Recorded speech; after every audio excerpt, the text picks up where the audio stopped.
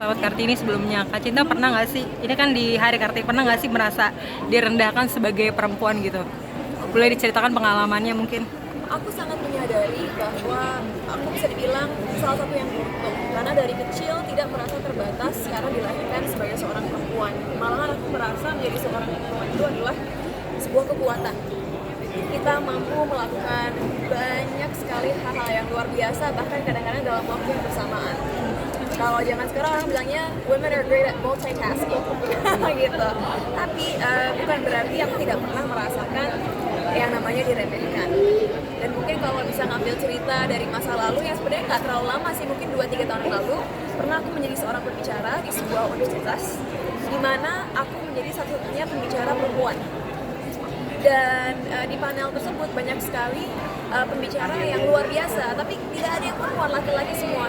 Saat aku masuk ke dalam green room, holding room buat para pembicara, tidak tahu kenapa, bukannya aku diajak untuk duduk di satu meja dengan pembicara-pembicara lain, tiba-tiba aku diiring ke meja lain, di mana di meja tersebut istri-istri para pembicara dan juga rektor universitas.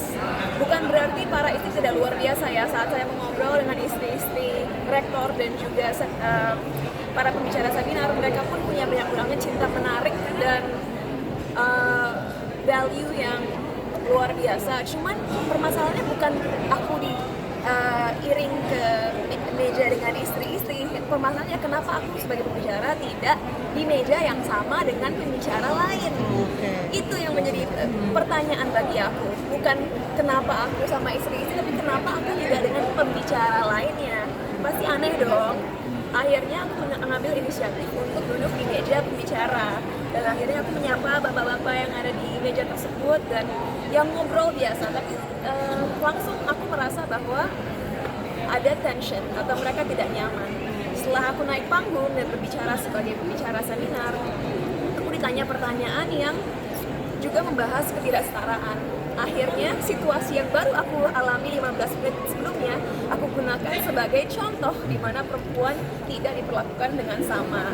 Tapi tentunya dilakukan dengan cara yang bijak dan baik ya. Tapi terlihat bahwa rektor universitas tersebut merasa bersalah karena yang mereka lakukan sebenarnya tidak adil dan sedikit aneh gitu. Tapi tidak apa-apa. Aku rasa sebagai perempuan yang kita bisa lakukan di zaman sekarang, untungnya kita diberdayakan dengan pendidikan dan diberikan pilihan. Tapi yang kita bisa lakukan adalah terus membuktikan kepada diri kita sendiri bahwa kita mampu bisa mengejar mimpi-mimpi kita, mampu memilih arah hidup kita sendiri, dan melalui prestasi-prestasi kita buktikan kepada orang-orang sekitar kita bahwa kita layak dihargai, dipandang tinggi, dan juga memiliki hak-hak yang setara seperti laki-laki. Itu termasuk kamu merasa ada diskriminasi gitu terhadap diri kamu sendiri? Jujur, dalam keseharian aku tidak merasa diskriminasi. Kenapa? Mungkin bukan karena tidak ada diskriminasi yang terjadi, tapi lebih aku mengabaikan. Aku selalu masuk ke dalam ruangan dengan rasa percaya diri yang tinggi dan perasaan bahwa aku layak berada di tempat tersebut. Dan itulah harapan aku buat masyarakat Indonesia, terutama perempuan, tapi anak muda, mau laki-laki perempuan, tapi terutama perempuan, jangan pernah minder.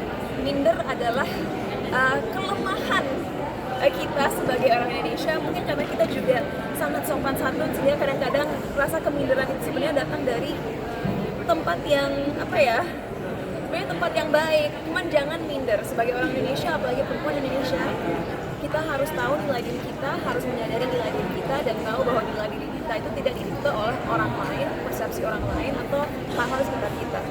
Kita lah yang harus benar-benar percaya akan diri kita, menghargai diri kita, dan menyadari bahwa kita layak bahagia, layak berkembang, layak sukses. So, aku sendiri kalaupun ada diskriminasi yang terjadi terhadap aku mengabaikannya karena dengan kita berdiri tinggi, dengan percaya diri yang juga tinggi, orang-orang akan lebih segan untuk meremehkan kita. Cinta, terakhir mungkin pesan apa yang ingin kamu sampaikan untuk wanita Indonesia di momen Hari Kartini ini? Pesan yang aku ingin sampaikan ke wanita Indonesia adalah sadarlah bahwa kalian memiliki pilihan dalam hidup kalian. Jangan terpaku oleh omongan orang lain, jangan mau juga dipaksa untuk melakukan hal-hal yang tidak membuat kalian nyaman. Sadarlah bahwa kalian mampu berdiri sendiri dan berjuang untuk apa yang kalian inginkan. Selamat Hari Kartini. Satu lagi mungkin Cinta, kan tadi Bu Nana ngomong soal membantu perempuan Indonesia dan juga ada pendidikan. Kamu juga kan salah satu yang kalau nggak salah punya sekolah ya. Itu masih ada nggak sih sekolahnya Cinta? Masih. Jadi untuk teman-teman yang mungkin kurang familiar, sudah sejak tahun 2006 sebenarnya keluarga aku dari sisi mama kita memiliki sebuah yayasan yang bernama Sukarsono Foundation. Foundation tersebut sudah merenovasi 10 SD di Kabupaten Bogor di Kaki Gunung Salak dan membangun satu SMP. Karena tadinya di daerah tersebut di Kaki Gunung Salak banyak anak-anak berhenti sekolah setelah SD karena tidak memiliki dana yang cukup untuk ke kota terdekat atau desa terdekat untuk melanjutkan pendidikan mereka. Akhirnya melalui fundraising udah 15 tahun yang lalu kita bangun SMP dan sekarang anak-anak bisa melanjutkan pendidikan mereka bahkan ke jenjang SMA bahkan kuliah juga. Ada salah satu anak-anak kita dari SMP Pangkerasan yang S2 di Jerman. Jadi luar biasa sekali menunjukkan bahwa apapun asal usul kita, dari manapun kita berasal, kalau ada kemauan dan juga kita dibekali dengan fasilitas agar bisa belajar, kita mampu mencapai apa yang kita inginkan dan menjadi seseorang. Ikut ngajar siapa nggak sih Cinta? Gimana? Ikut ngajar. beberapa kali bawa kelas gitu.